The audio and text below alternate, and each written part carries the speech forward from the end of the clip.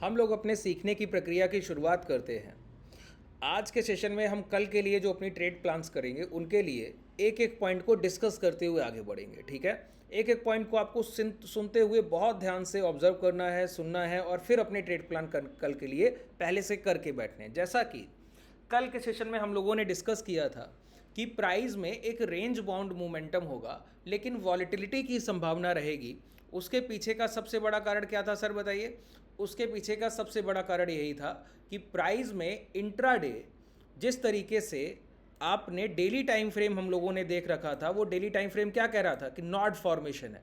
Not formation का मतलब है ऊपर इस पूरी रेंज में सेलर बैठा है सर और नीचे इस पूरी रेंज में बायर बैठा है।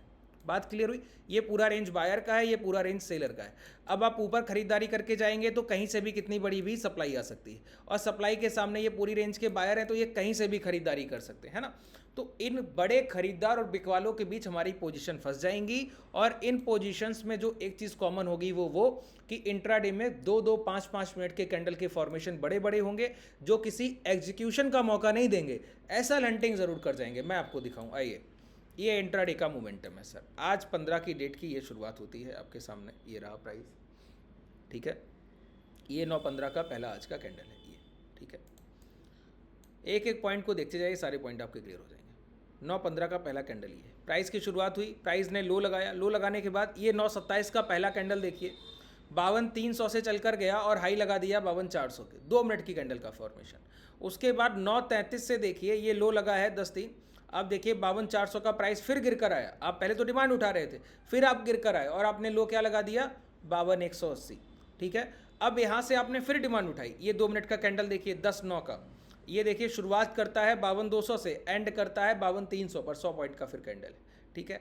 प्राइस यहाँ पे फिर शुरुआत करता है 52,233 से, एंड कहाँ करता है, एंड करता है 52,500 पर, ठीक है। अब यहाँ पर देखिए हाई वॉलेटिलिटी प्राइस ने सिर्फ एक कैंडल का डिप लिया और एक कैंडल के डिप में प्राइस 52,500 से पहुंच गया कहाँ, 52,150, और फिर अगली ही 2 कैंडल में फिर दोबारा प्राइस 52,500 पहुंच गया। उसके बाद प्राइस के हाई लग गए। हाई लगने के बाद प्राइस ने फिर कंसोलिडेशन करके नीचे आने की कोशिश की, रिट्रेसमेंट, फिर 270 तक का लो। अगर आप इतने ही बड़े खरीदार थे तो ये प्राइस नहीं होना चाहिए था। फिर आपने इसी प्राइस के लो से डिमांड उठाई, फिर आपने एक देखिए 52,300 के पास से एक हाई लगाया 52,600 के आसपास का, फिर आप करेक्शन करके क्लोज किया कहाँ पर, 52,400 पर। तो पूरे दिन इंट्राडे में आपने सिर्फ ट्रैपिंग देखा है। अच्छा, इंट्राडे में जो ऑप्शन बायर ट्रेड करता है क्या ट्रेड करता है, एक ट्रेड करता है हाई ब्रेक बाई, एक करता है लो ब्रेक बाई, LBB HBB सबसे ज़्यादा तो ट्रेड होता है।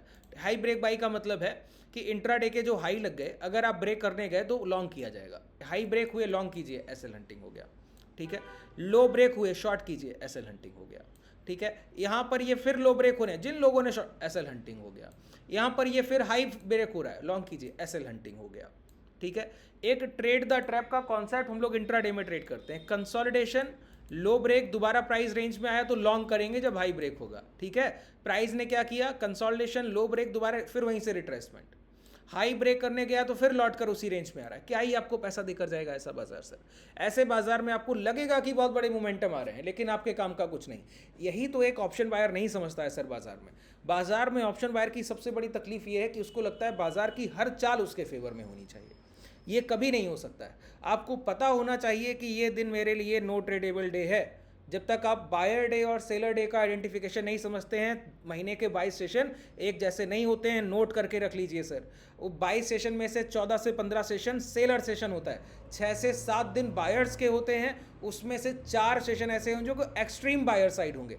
तो जब तक आपको पेशेंस बिल्डअप नहीं है ना, कि आपको पता होना चाहिए कि आपका दिन कौन सा है, ठीक है, आपको वो ट्रेंड मोमेंटम को आइडेंटिफाई करना जब तक आपने नहीं सीखा, तकलीफ है सर। आप ऑप्शन बाइंग में कभी सक्सेस नहीं हो सकते हैं तो हैजिंग में और सेलिंग। हैजिंग करना अगर आप सीखना चाहें, देखिए आपको ज़रूरी लगे, है ना, वैसे मैं प्राइजेक्शन तो यहाँ सिखा रहा हूँ, अगर आपको ज़रूरी लगता है, आपको नीड लगता है, ठीक है, तो क्लासेस में आइएगा, बाकी नहीं मैं बोलता हूँ, ठीक है। अगर ज़रूरत लगे तो आइएगा, बाकी कोई ज़रूरी नहीं, ठीक है, समझिए।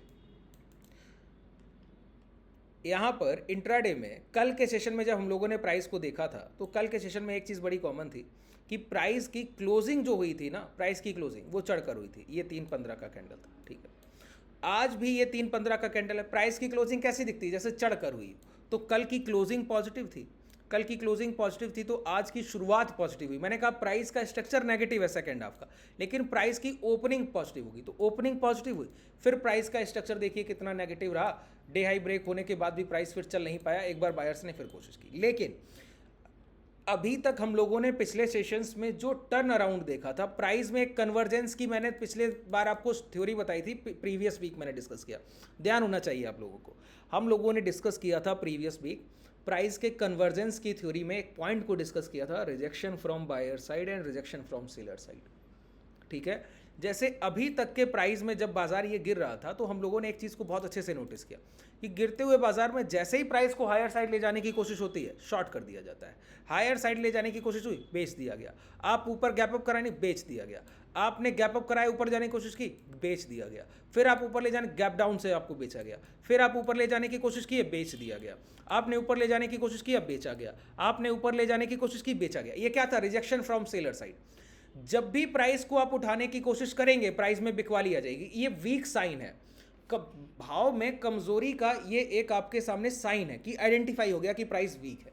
ठीक है, अब इस वीक प्राइस का कन्वर्जेंस हम लोगों ने सीखा था पिछले हफ्ते, जब मैंने आपको बताया कि अब प्राइस नेगेटिविटी से पॉजिटिविटी की तरफ बढ़ रहा है।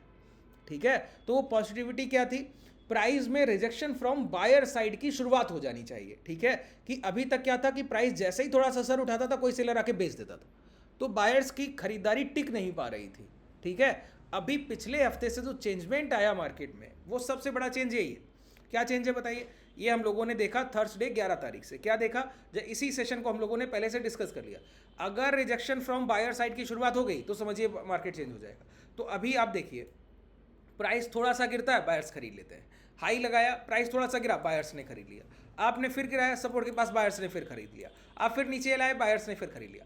तो अभी तक मार्केट में जैसा साइन है वो बायर्स साइन है। कैसा साइन है? बायर्स, खरीदारों की अप्रोच की तरह हम काम कर रहे हैं। हाँ, हुआ क्या है, अभी तक हम लोगों ने इन सेलर्स का टोटल 60% ब्रेक नहीं कर पाया, या 50%। जैसे कि ये हम कैसे समझते हैं बताइए? फिबोनाची रिट्रेसमेंट से समझते हैं। ये टॉप है, टॉप पे लगाया, ये लो है, लो पर लगाया। अब आपको समझ आएगा, ऐसे थोड़ा सा छोटा कीजिए। 0.618 का लेवल ये है, 0.5 का लेवल 52,550। इस रेंज के ऊपर सस्टेन नहीं कर पा रहे हैं। अब अगर कभी भी आपको ये लेवल 52,748, ये कल के लिए आपके लिए सबसे महत्वपूर्ण लेवल, ये आज का भी डे हाई। ठीक है, आज का डे हाई का मतलब हुआ 12 तारीख का डे हाई। ठीक है, और आज के डे हाई के लगभग पास ही है। 52,660 आज के हाई हैं, ये 758, 100 पॉइंट का डिफरेंस है। और इसके पहले का swing high, higher time frame का, 15 मिनट के टाइम फ्रेम का जो सबसे बड़ा स्विंग हाई है वो क्या है? 52,800। ठीक है, जब तक 52,800 हम ब्रेक नहीं कर दे रहे, तब तक ये रेंज में प्राइस रुका हुआ है। ठीक है, अगर प्राइस 52,800 को ब्रेक करने से पहले 51,800 को ब्रेक कर देगा तो प्राइस में डाउन साइड मोमेंटम की शुरुआत हो जाएगी।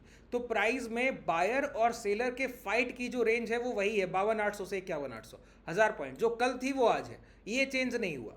ठीक है, बस आज हम कोई भी क्लोजिंग अच्छी 52,600 के ऊपर नहीं कर पाए, तो 52,800 अभी भी रेजिस्टेंस की तरह एक्ट कर रहा है। अगर 52,600 के ऊपर 2 कॉन्सिक्यूटिव अच्छी क्लोजिंग मिल जाए ना, तो फिर 52,800 ब्रेक होने की संभावना बढ़ जाएगी। ये पूरा रेंज एक सेलर रेंज है। ठीक है, ये सेलर का एरिया है, लेकिन इस सेलर एरिया के नीचे ही कन्वर्जेंस की शुरुआत हो गई थी कि रिजेक्शन फ्रॉम बायर साइड हम देखने लगे थे। जो रिजेक्शन फ्रॉम सेलर साइड हम देख रहे थे, वहां से चेंज होकर हम कहाँ आ गए बताइए? रिजेक्शन फ्रॉम सेलर साइड देखते देखते अब हम आ गए रिजेक्शन फ्रॉम बायर साइड देखते। अब कल के सेशन के लिए आपके की पॉइंट्स क्या क्या हैं, जरा गौर कीजिए, रिपीट कीजिए। रिपीट करने में एक बात समझ आएगी कि कल के सेशन का पहला की पॉइंट यही है कि जब तक रिजेक्शन फ्रॉम बायर साइड चलता रहेगा, तब तक आप बाजार में शॉर्ट सेलिंग की कोशिश नहीं करेंगे। क्यों? कल का बाजार चढ़कर बंद हुआ तो प्राइस में वीकनेस सेकंड हाफ में थी, लेकिन बाजार ने लास्ट कैंडल चढ़कर बंद की, ओपनिंग पॉजिटिव किया। इंट्राडे में जो भी वीकनेस आनी थी तो खरीदारी के बाद आ रही थी। देखिए, वीकनेस दो तरह की तरीके से आ सकती है। पहले बिकवाली कीजिए, थोड़ा सा प्राइस चले तो फिर बेच दीजिए, ये भी वीकनेस का साइन है। अभी क्या हो रहा है? प्राइस गिरता है तो बायर खरीद लेता है, फिर आप थोड़ा सा बेच पाते हैं, है ना? तो ये रिजेक्शन फ्रॉम बायर साइड जब तक आता रहेगा, तब तक प्राइस में एक पॉजिटिविटी बनी रहेगी, बड़ी बिकवाली नहीं आ पाएगी। ठीक है, और पॉजिटिविटी अगर कंटिन्यू हुई और प्राइस ने 52,800 ब्रेक कर दिए, तो बिकवाली आने की संभावना ही खत्म हो जाएगी, ट्रेंड ही हायर साइड हो जाएगा, प्राइस का मोमेंटम हायर साइड निकल जाएगा। इसकी संभावना भी ज़्यादा है सर। सॉरी, संभावना किस ब्याह पर ज़्यादा है? ये कैसे बोल सकता हूँ कि पॉसिबिलिटी ज़्यादा है कि प्राइस हायर साइड मोमेंटम करे? प्राइस की क्लोजिंग के ब्याह पर। हम लोगों ने डे हाई के पास क्लोज किया, डे हाई से गिर कर थोड़ा सा क्लोज किया, लेकिन डे हाई के नियर बाई क्लोज किया, बहुत उससे दूर क्लोज नहीं किया, ठीक है। और लास्ट कैंडल में प्राइस थोड़ा सा चलकर बंद हुआ। लेकिन यहाँ पर एक कॉन्ट्रडिक्शन है, एक मतभेद है। क्या? एक इंडेक्स दूसरे इंडेक्स के साथ रहने की कोशिश करता है। क्या मैंने बोला बताइए?